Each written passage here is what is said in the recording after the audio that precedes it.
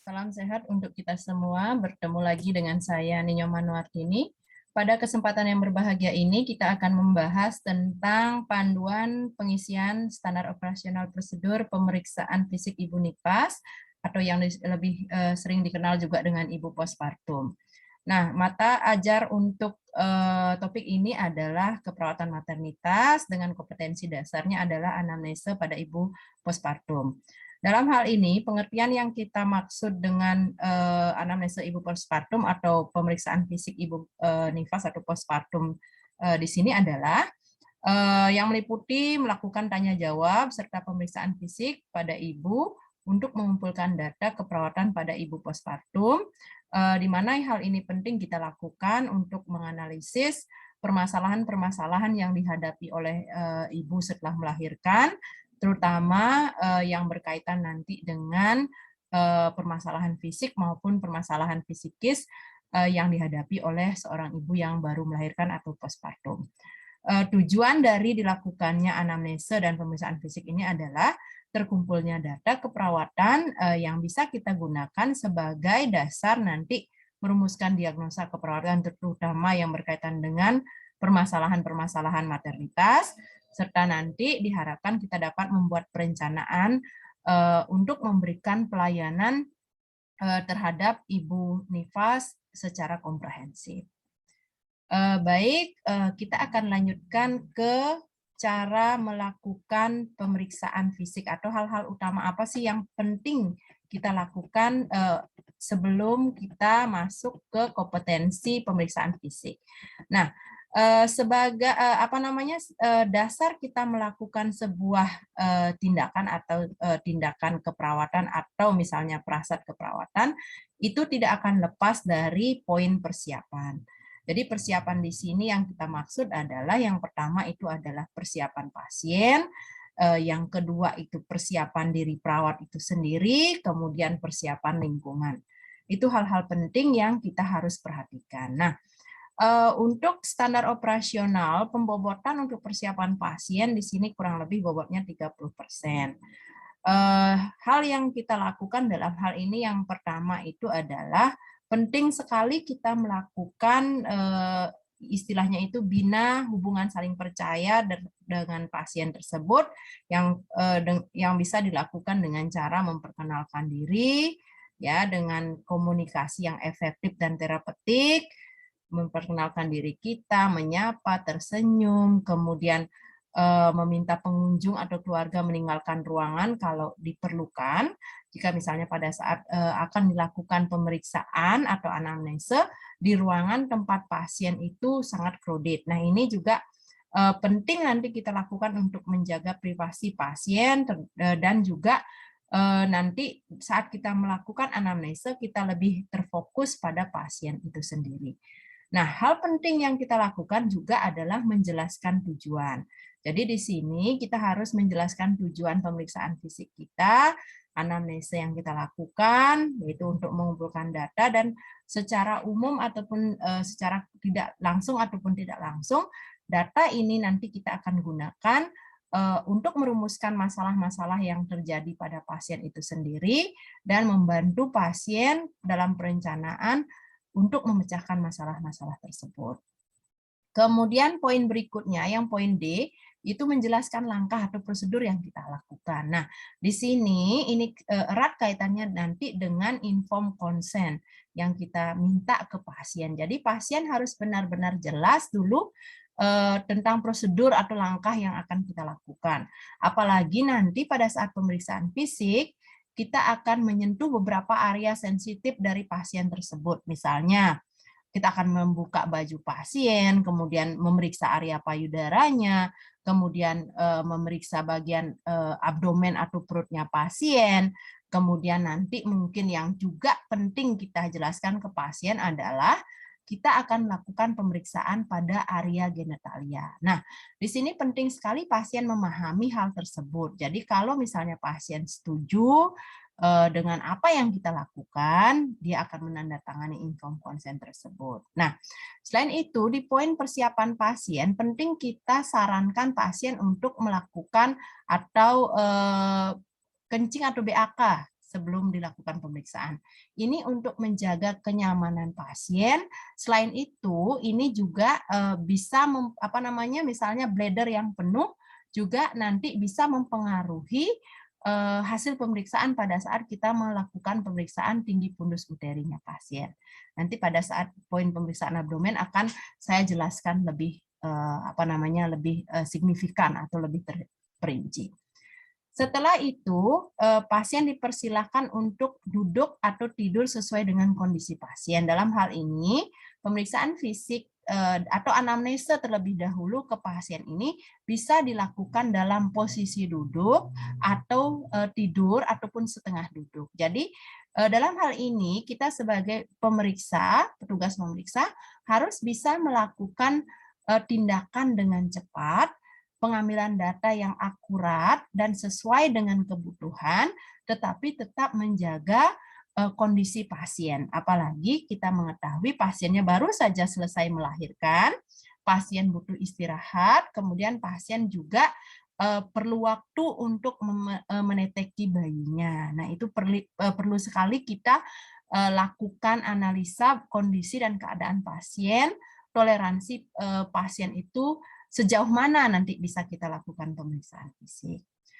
Kemudian setelah kita masuk ke poin pemeriksaan fisik nanti, ingat kita selalu menjaga privasi pasien dengan memasang selimut. Jadi tutupi area-area yang nanti akan kita periksa. Jadi bagaimana kita melakukan pemeriksaan itu dengan hati-hati, teliti, dan juga selalu menjaga privasinya pasien. Kemudian persiapan yang kedua yaitu persiapan lingkungan.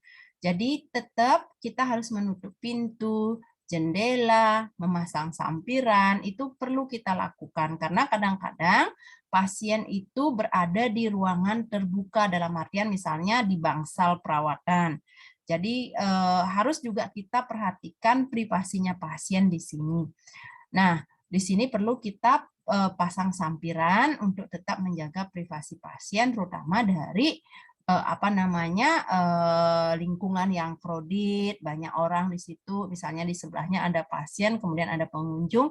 Nah, inilah fungsi sampiran di sini. Kemudian untuk persiapan yang ketiga yaitu persiapan alat. Nah, di sini kita tetap harus menggunakan panduan statusnya pasien atau buku catatan atau rekam mediknya pasien.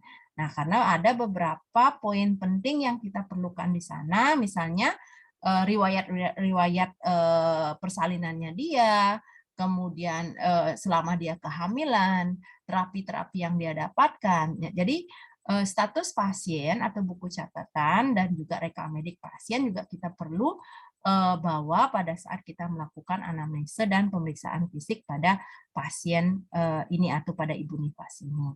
Nah, selain itu kita juga perlu siapkan alat tulis, kemudian alat pemeriksaan fisik ibu nifas. Nah, kenapa saya stressing di sini adalah alat pemeriksaan fisik ibu nifas. Ini mungkin alatnya lebih simpel daripada alat pemeriksaan fisik umum. Jadi ada beberapa alat mungkin yang boleh kita tidak bawa, seperti misalnya pemeriksaan mata yang signifikan seperti Snellen card, yang seperti itu boleh kita tidak bawa. Jadi hal-hal khusus yang berkaitan secara umum, misalnya timbangan, kemudian alat pemeriksaan vital sign, dan alat-alat yang penting di sini adalah misalnya alat untuk pemeriksaan pulpa, jadi pulpa hygiene. Jadi itu beberapa alat utama yang kita perlukan. Nah, sedangkan nanti untuk pemeriksaan area abdomen itu lebih banyak nanti akan menggunakan teknik atau keterampilan dari pemeriksa itu sendiri. Misalnya pemeriksaan tinggi fundus uteri itu, kemudian inspeksi dari misalnya ada linea nigra, kemudian strie, straight mark, dan lain sebagainya itu, atau mungkin observasi luka operasi, sesar, dan lain sebagainya itu memerlukan keterampilan dari pemeriksa itu sendiri. Nah, kemudian tidak lupa juga persiapan perawat. Jadi perawat di sini sangat penting kita melakukan cuci tangan, kemudian menggunakan APD sesuai dengan standar rumah sakit. Jadi walaupun pandemi sekarang sudah agak melandai, bukan berarti kita mengurangi kewaspadaan kita, terutama di general precaution. Jadi tetap harus diperhatikan prosedur cuci tangan yang baik, prosedur cuci tangan yang efektif, kemudian penggunaan masker, kemudian handscoon, kemudian APD, sesuai dengan standar rumah sakit yang atau tempat kita bekerja. Kemudian masuk di poin pelaksanaan. Di sini bobotnya kurang lebih 60% yang meliputi pengetahuan. Jadi pemeriksa harus benar-benar memahami prosedur kerja yang harus dilakukan. Baik itu dimulai dari nanti anamnese pasiennya, pemeriksaan fisiknya. Jadi benar-benar harus kompeten. Kemudian ketepatan data yang diambil, karena kita di sini sangat-sangat apa istilahnya itu harus memperhatikan kenyamanan dari pasien tersebut, usahakan mengambil data yang penting dalam artian yang signifikan. Seperti misalnya, nanti pada saat kita anamnese, jadi hal-hal utama yang kita tanyakan terlebih dahulu. Kemudian pemeriksaan fisik, fokus pada pemeriksaan fisik Ibu Nifas. Nanti kita akan review pada saat tahap pelaksanaan pengambilan data. Kemudian rasional tindakan juga harus diperhatikan. Apakah tindakan yang kita lakukan itu rasional atau tidak? Ya, misalnya melanggar hak-hak pasien enggak, menjaga privasi pasien tidak, itu harus benar-benar kita perhatikan. Contoh misalnya pada saat kita memeriksa abdomen pasien, kemudian pasien menolak, sedangkan kita sangat penting untuk memantau kontraksi uterus pasien. Nah, di sini peran kita untuk menjelaskan ke pasien bahwa tindakan yang kita lakukan ini adalah untuk mengumpulkan data seakurat mungkin, mengetahui kondisi pasien, kemudian menganalisis masalahnya, dan nanti juga untuk kepentingan pasien. Jadi, kita harus tahu rasional tindakan kita. Jadi, kapan tindakan itu memang harus kita lakukan, dan kapan suatu tindakan pemeriksaan fisik dan lain-lain itu bisa kita kesampingkan atau tidak kita lakukan. Itu harus benar-benar kita pahami sebagai seorang pemeriksa pada saat atau rasional tindakan yang kita lakukan ke pasien. Kemudian hal penting juga yang diperhatikan, yang harus diperhatikan adalah pada tahap pelaksanaan itu adalah sikap. Jadi kita harus benar-benar menjaga attitude kita sebagai seorang petugas. Disiplin, kemudian motivasi, kerjasama, tanggung jawab, itu harus benar-benar kita terapkan dalam hal ini. Misalnya, kita kontrak waktu dengan pasien, pemeriksaan fisiknya 20 menit, gitu misalnya. Jadi harus benar-benar kita laksanakan kurang lebih 20 menit itu. Jadi disiplin. Ya, kemudian motivasi di sini seperti tadi yang saya contohkan. Kalau misalnya pasien menolak, pasien berhak untuk menolak. Tetapi kita harus memberikan motivasi dan penjelasan kenapa tindakan ini penting kita lakukan ke pasien. Kemudian kerjasama. Nah, di sini pentingnya kita membina hubungan saling percaya, kemudian bekerja sama dengan pasien, kemudian memahami kondisi pasien seperti itu. Kemudian bertanggung jawab dengan apa yang kita lakukan, kemudian menerapkan komunikasi efektif dan komunikasi yang terapeutik. Jujur juga, ya. Jadi apapun yang kita dapat di pemeriksaan, itulah yang kita buat di buku catatan atau di status pasien. Seandainya pasien ingin mengetahui kondisinya, jika hal-hal itu adalah kewenangan kita untuk menyampaikan, boleh kita sampaikan. Tetapi kalau itu berkaitan dengan tim medis yang lain, boleh kita pending dulu, kemudian kita laporkan hasil pemeriksaan kita, nanti tim yang berwenang yang akan menyampaikan ke pasien. Seperti itu. Kemudian dalam hal penampilan fisik, baik itu penampilan kita secara fisik, misalnya penggunaan APD dan lain sebagainya, penggunaan pakaian, kemudian etika itu diperhatikan juga, termasuk juga kreativitas kita. Yang selanjutnya kita masuk di poin keterampilan. Ini juga bobotnya lumayan tinggi, yaitu 60% dari semua komponen penilaian. Yang pertama yang kita akan lakukan adalah menanyakan biodata ibu dan suami. Nah, kenapa dalam hal ini kita tanyakan suami? Karena yang kita harapkan, seandainya kita menemukan permasalahan nanti di pasien, orang pertama yang harus terlibat dalam proses pemecahan masalahnya ini adalah suaminya. Ya, jadi walaupun di situ ada keluarganya, ada mertuanya, ada ibu kandungnya, saudaranya, dan lain sebagainya, tetap kita harapkan yang menjadi penanggung jawab dari ibu ini adalah suaminya.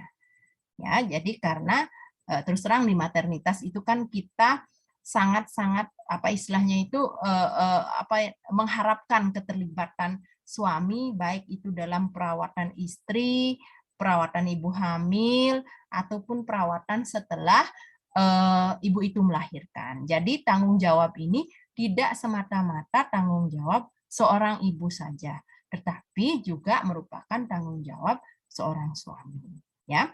Kemudian tetap catat dengan tepat dan sopan. Kemudian di riwayat keluarga, di sini penting kita tanya tentang riwayat kesehatan keluarga, termasuk penyakit yang sedang atau pernah diderita. Ya, penyakit menular, penyakit keturunan, riwayat kelahiran kembar dari pihak suami atau istri, ya. Contoh misalnya penyakit yang sedang atau pernah diderita, misalnya penyakit-penyakit yang berkaitan dengan keturunan, misalnya ada diabetes mellitus, kemudian misalnya riwayat hipertensi pada keluarga, atau mungkin penyakit menular, ya, yang sekarang misalnya COVID, misalnya, ya, misalnya apalagi penyakit keturunan yang lain, seperti asma, seperti itu ya. Nah, kalau riwayat kelahiran kembar, ini juga penting kita tanyakan untuk memprediksi kemungkinan adanya kemungkinan-kemungkinan ibu ini mempunyai juga keturunan kembar. Ya, jadi dari kedua belah pihak, baik itu suami ataupun istri. Nih, bukan hanya satu pihak, misalnya istrinya saja atau suaminya saja. Nah, hal penting juga yang kita kaji di poin anamnese terkait dengan keluarga adalah keadaan sosial ekonomi keluarga. Nah, kenapa? Karena ini akan sangat berpengaruh nanti dengan proses perawatan ibu nifas ini. Pada saat dia postpartum, ya, ibunya ini mungkin concern dengan perawatan anaknya, sedangkan misalnya suaminya tidak bekerja, kemudian keluarganya juga tidak ada yang bekerja, atau mungkin awalnya istrinya ini yang bekerja, si ibu yang bekerja. Lalu dia fokus untuk merawat anaknya. Jadi harus ada yang menggantikan fungsi dia sebagai tulang punggung keluarga. Nah, dalam hal ini kita harapkan suaminya ya yang bertanggung jawab untuk itu. Makanya penting sekali kita menilai sosial ekonomi keluarga tersebut untuk membantu nanti proses perawatan ibu selama dia menjalani fase postpartumnya. Kemudian untuk riwayat medis ini lebih cenderung kita kajinya di pasien sendiri. Ya, misalnya penyakit yang pernah atau sedang diderita oleh ibu tersebut. Ya, misalnya ibunya sendiri yang sedang mengalami asma, hipertensi, diabetes, ya, kemudian operasi yang pernah dialami. Ya, misalnya sekarang dia melahirkan postpartumnya karena seksio. Sebelumnya pernah seksio tidak. Nah, itu misalnya, atau operasi yang berhubungan dengan misalnya penyakit-penyakit lain, ya. Kemudian keluhan yang dirasakan saat ini, ya, misalnya apakah saat ini ibunya merasa takut, cemas, bingung, ya, dengan bagaimana dia merawat dirinya, bagaimana dia merawat anaknya, atau dia mengeluh secara fisik, misalnya mengalami nyeri pada area operasi, atau dia mengalami nyeri pada area bekas jahitan di area kemaluannya, seperti itu. Ya, jadi kita tanya keluhan yang dirasakan saat ini, atau juga mungkin keluhan-keluhan medis lain yang dia alami. Kemudian poin berikutnya di sini kita anamnese tentang fokus di area kebidanan. Nah, yang poin A yang kita tanyakan adalah tentang riwayat menars. Ya, menars itu adalah men pertama kali. Ya, biar kita tahu apakah ibu ini masuk di karakteristik misalnya mengalami fase menars pada usia-usia yang seharusnya. Oke. Jadi kemudian pada umur berapa dia menars? Ya. Setelah itu masuk ke pertanyaan mengenai haid. Ya, kita tanya apakah teratur dia mendapat setiap bulan kurang lebih tanggal berapa, ya kan kita harus analisis. Misalnya apakah waktunya itu ringnya berapa? Misalnya apakah 28 hari, apakah 35 hari atau kurang dari itu. Kemudian lama haid. Lama haid, misalnya hari pertama dia haid, kemudian hari keberapa sih dia bersihnya, gitu ya. Kemudian banyaknya. Jadi untuk menanyakan banyaknya ini, kita bisa bertanya, misalnya hari pertama haid, ukuran telanya yang berapa sih yang dipakai? Apakah yang standar atau yang large? Ya, berapa kali ganti tela. Jadi kurang lebih kita analogikan, ya misalnya kalau yang tela yang standar 22 cm itu berapa sih kemampuan menampung haidnya, ya itu nanti kita cari kita sharing di di pembahasan berikutnya. Kemudian baunya seperti apa? Jadi baunya itu seharusnya yang normal kan baunya khas darah menstruasi, ya. Kemudian abda tidak dysmenorrhea seperti itu, nih. Kemudian yang penting juga ditanya adalah HPHT-nya. Ini untuk kita menganalisis apakah benar umur kehamilannya sekarang. Ya, misalnya HPHT-nya bulan apa gitu misalnya ya, kita tambahkan dengan rumus Nigel, benar nggak dia partusnya sesuai dengan yang sedang dia alami saat ini. Ya. Kemudian yang berikutnya adalah hari perkawinan. Nah, yang perlu ditanya adalah berapa kali kawin. Ya, ini penting kita tanyakan nanti keterkaitannya dengan kehamilan. Ya, misalnya dia bilang, ibunya, saya ini adalah kawin yang kedua. Ya, berarti sebelumnya dia pernah menikah atau pernah kawin. Ya, jadi ditanya umur waktu setiap perkawinan. Misalnya pernikahan yang pertama hanya bertahan 1 tahun. Apakah dia mempunyai anak? Ya, itu yang penting. Ya, walaupun dia bilang ini adalah anaknya yang pertama. Misalnya dia bilang ini pernikahannya yang kedua. Ya, ini adalah anak pertama dengan suaminya yang kedua.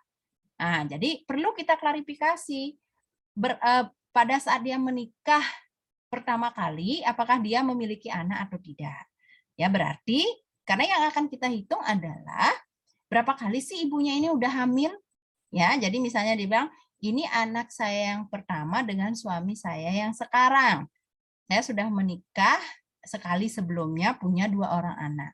Berarti sekarang ibunya sebenarnya dia adalah hamil anaknya yang ketiga, kehamilan yang ketiga.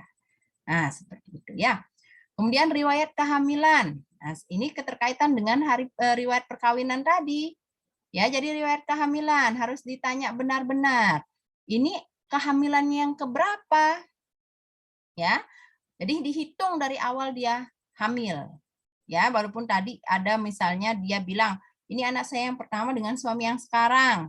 Saya sudah menikah 2 kali. Ya, dengan suami yang pertama saya punya 2 orang anak.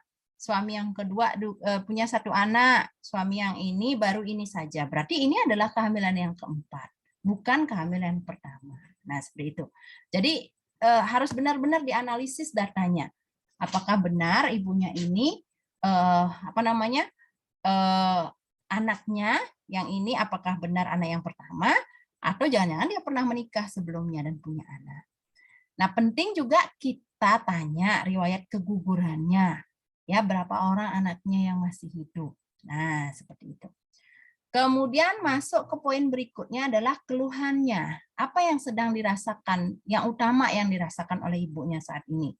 Ya, apakah seperti yang saya jelaskan di awal tadi, apakah dia merasa cemas dengan keadaan dirinya dan anaknya, apakah dia merasa bahwa apa istilahnya itu keluhan fisik misalnya nyeri pada area bekas operasi ya atau lukanya yang tidak kunjung sembuh, kemudian nyeri di area kemaluan atau keluar darah terus mengalir. Nah, itu. Jadi kita tanyakan apa sih keluhan ibunya. Ya.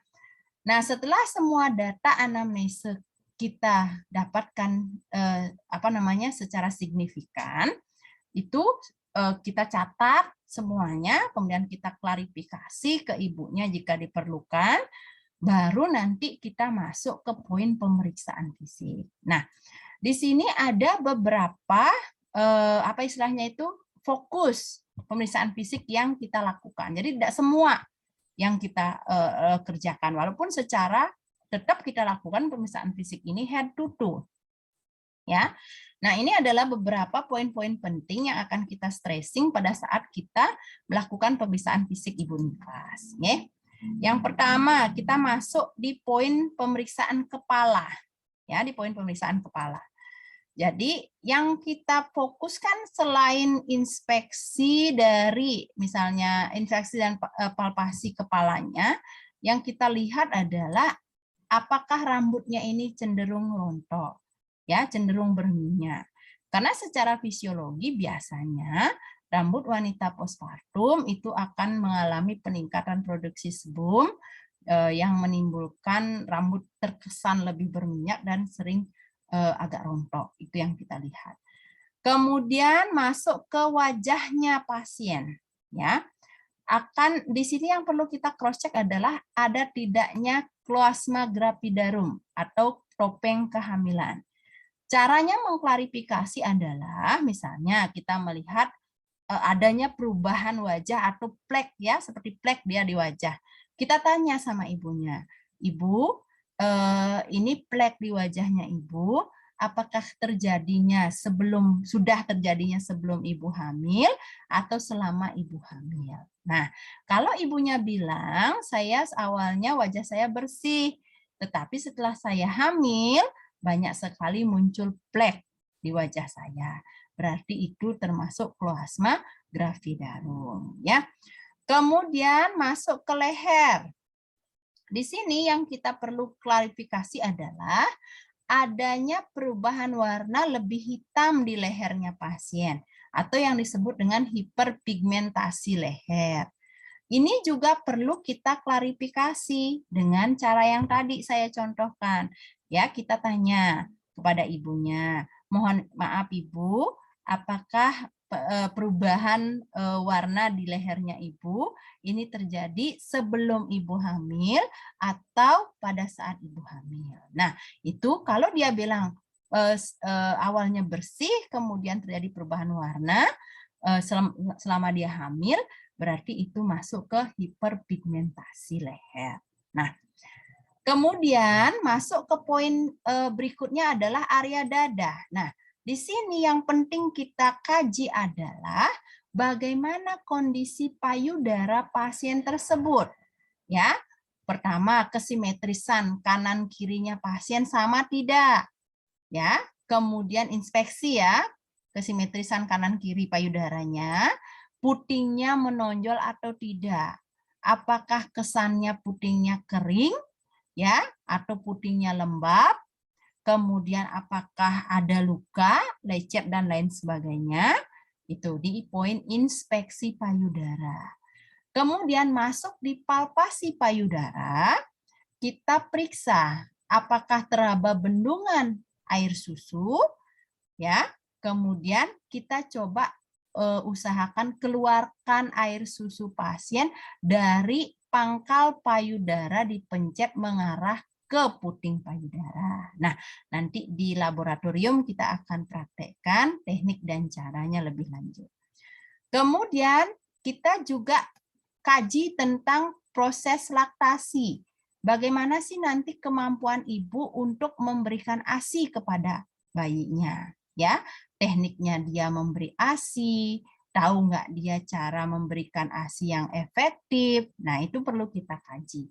Karena di trias nifas, yang utama yang kita perhatikan adalah nanti tentang involusi uterinya pasien, kemudian ada nanti poinnya lokea di pemeriksaan genitalia, dan juga laktasi yang kita dapat datanya dari pemeriksaan dada dan payudara serta anamnese kemampuan atau pengetahuan ibu tentang proses laktasi itu sendiri.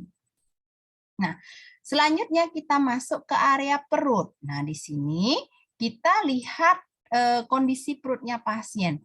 Apakah ada strie, ada linea, ya, kemudian ada luka bekas operasi, itu yang kita lihat. Kemudian masuk ke poin palpasi. Yang terpenting yang harus dicari adalah tinggi pundus uteri pasien. Ya, nah disinilah pentingnya pasien dalam hal ini harus ada dalam keadaan relaksasi, bladder atau kantong kencing pasien harus dalam keadaan kosong. Makanya tadi penting bagi kita untuk menyarankan pasien tersebut untuk berkemih terlebih dahulu. Nanti untuk teknik dan cara kita akan praktekkan di laboratorium ya. Teknik melakukan pemeriksaan tinggi pundus uteri. Kemudian setelah kita dapatkan tinggi pundus uteri, ini adalah patokannya dari pusat ke simfisis pubis ya.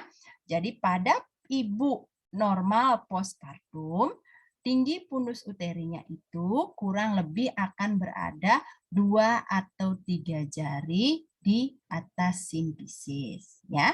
Itu. Jadi makanya patokannya itu kisaran simfisis pubis dan umbilikus ya, pusar.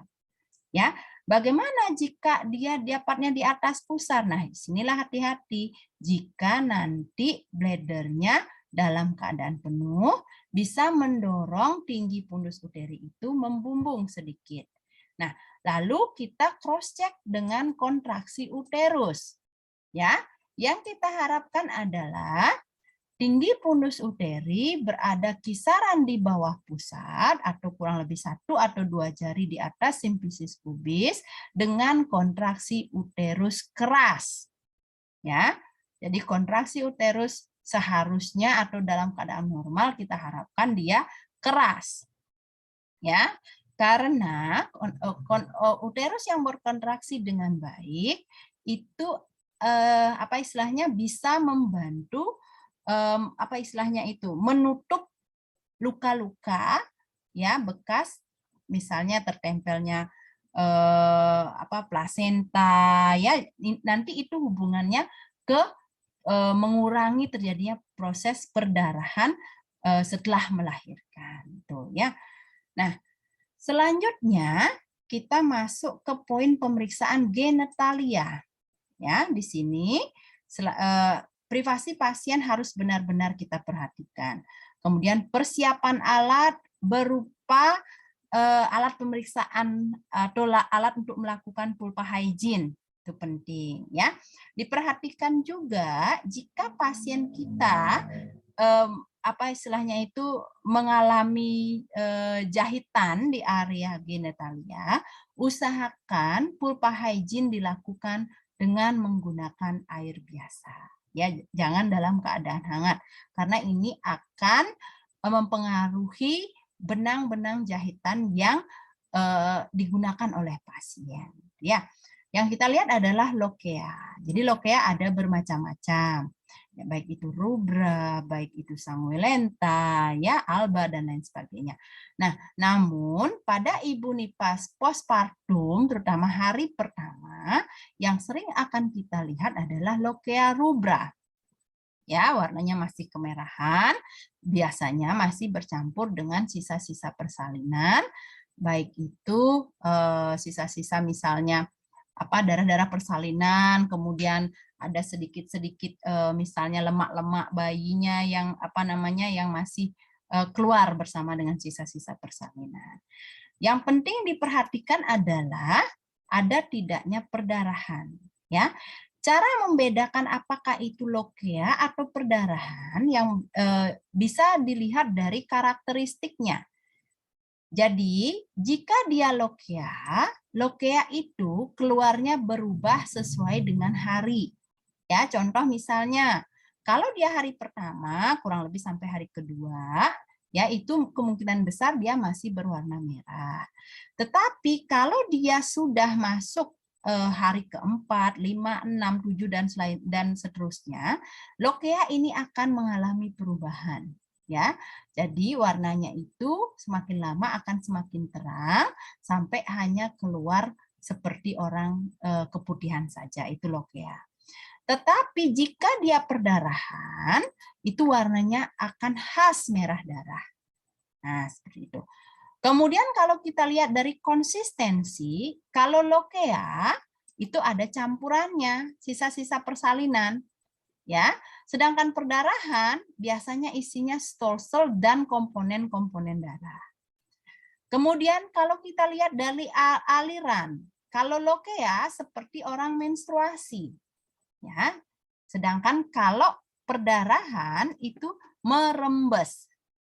Makanya di sini perlu kita klarifikasi ke ibunya atau ke pasiennya, bagaimana atau apa yang dia rasakan. Apakah dia merasakan pengeluaran pervaginamnya itu seperti dia menstruasi atau merembes, ya, atau tanpa dia sadari sering sekali basah ya area kemaluannya, atau mungkin ganti telanya terus-menerus. Ya, ini kita cross check juga di tinggi pundus uteri dan kontraksi uterus. Ya, jika tinggi pundus uteri membumbung, kontraksi uterus lembek, hati-hati terjadi perdarahan. Nah, itu. Makanya itu pentingnya sekali kita melihat keadaan umumnya pasien, apakah dia pucat, ya, kemudian anemi, tinggi pundus uterinya tinggi, kontraksi uterusnya jelek, ya, terjadi perdarahan, hati-hati. Ya. Kemudian di ekstremitas, kita cross-check adanya edema atau tidak. Itu yang perlu kita cross-check di pasiennya. Nah, setelah semua data fokus ini kita dapatkan, kita catat hasilnya secara lengkap, kemudian bisa kita analisis. Apakah keadaan umum pasien kita fisiologis ataukah patologis. Ya, jadi nanti kita putuskan masalah-masalah yang muncul. Baik itu untuk trias nipasnya itu sendiri, misalnya involusi uteri, ya pasiennya risiko mengalami perdarahan gitu misalnya. Jika tinggi pundus uterinya membumbung, kontraksi uterusnya jelek, pengeluaran pervaginamnya yang keluar perdarahan bukan lokea. Atau jika data di area payudara lebih banyak mengarah ke proses laktasi yang tidak efektif, ya itu bisa dimunculkan diagnosa yang berhubungan dengan proses menyusui atau laktasi. Begitupun tadi di anamnese, untuk data-data misalnya pasien cemas, pasien takut, itu bisa kita munculkan diagnosa keperawatan ansietas. Kemudian setelah kita catat semua hasilnya, di sini kita masuk ke poin terminasi. Ya, jadi kita sampaikan kepada pasien bahwa kita sudah selesai melakukan pemeriksaan dan anamnese dan hasilnya sudah kita dapatkan.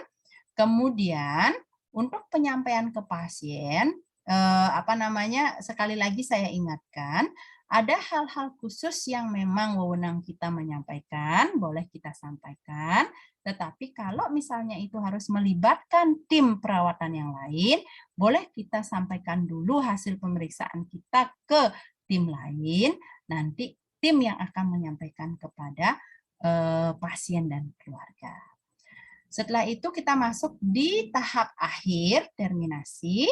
Jadi evaluasi perasaan pasien, apa yang dia rasakan selama proses pemeriksaan, termasuk juga selama pemeriksaan harus tetap kita analisis bagaimana respon pasien tersebut. Ya. Kemudian kontrak waktu untuk kegiatan selanjutnya dan dokumentasikan prosedur dan hasil observasi. Setelah itu kita rapikan semua alat yang ada di pasien. Ingat, kemudian kita terapkan prosedur general precaution setelah tindakan ke pasien. Baik, adik-adik dan rekan-rekan sekalian, itu tadi panduan untuk mengisi atau melakukan tindakan pemeriksaan fisik dan anamnese pada Ibu Nifas. Secara umum ini kita harus pahami dulu sebelum nanti kita masuk ke laboratorium untuk melakukan praktek sesuai dengan prasat dan tindakan, terutama nanti yang berkaitan dengan pemeriksaan fisik Ibu Nifas. Demikian, semoga bermanfaat. Terima kasih.